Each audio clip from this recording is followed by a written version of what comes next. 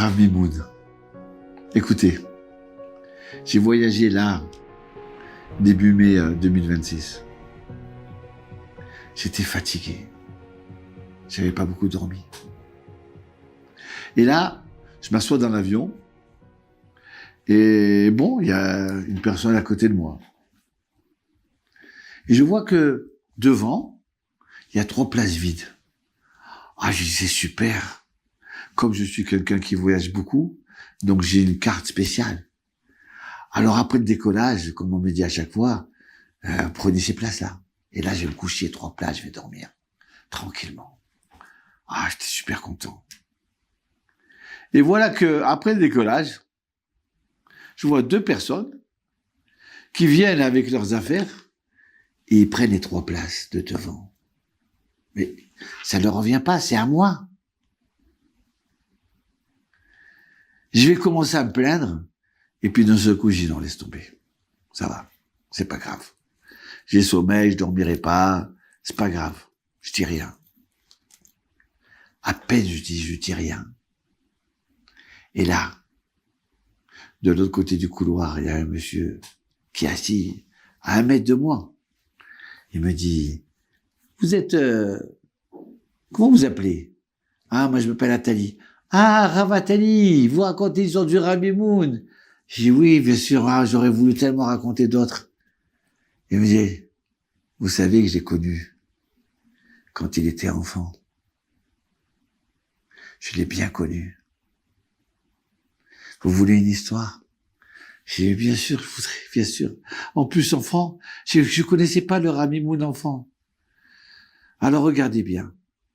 Le Rav Mimoun enfant, c'était aussi un ange. Gentil, sympathique, soif de Torah. Alors il avait peut-être 8 ans. C'était autour de 1948. Vous savez, l'ambiance en Tunisie, après la Shoah, les nazis étaient pendant la Shoah en Tunisie. Et surtout en 48, c'était l'antisionisme. Il y avait une ambiance un peu dure en Israël, en Tunisie. Il y a pas mal de gens qui ont quitté la Tunisie à ce moment-là. Et voilà que le Rav Mimoun, 8 ans, à Gabès. Il habitait un quartier, c'était pas le quartier où ils étudiaient la Torah, c'était un autre quartier à côté. Donc il fallait marcher. Longtemps. Et vous savez quoi? Le matin, il partait. À pied, bien sûr. Pas de bus, pas de voiture. Et sur la route, il y avait des jeunes, des petits voyous, qui se moquaient de lui. Ah, voilà le juif. Et pas seulement se moquer de lui. Et il s'approche, et le frappait.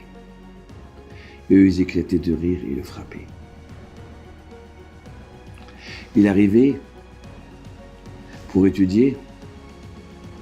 On savait qu'il avait reçu des coups. Il disait rien. Il retournait chez lui. Il disait rien à ses parents. De peur qu'il dise, ah, tu sais quoi, mais c'est comme ça, reste ici, ne dois pas étudier peut-être, je sais pas. Son père, c'était quelqu'un de grand, Rav Hanoun. Le lendemain, il repartait étudier. Il n'avait pas peur. Pour lui, la flamme de la Torah, elle était plus importante que ces coups-là. Aïe, aïe, aïe, aïe, aïe.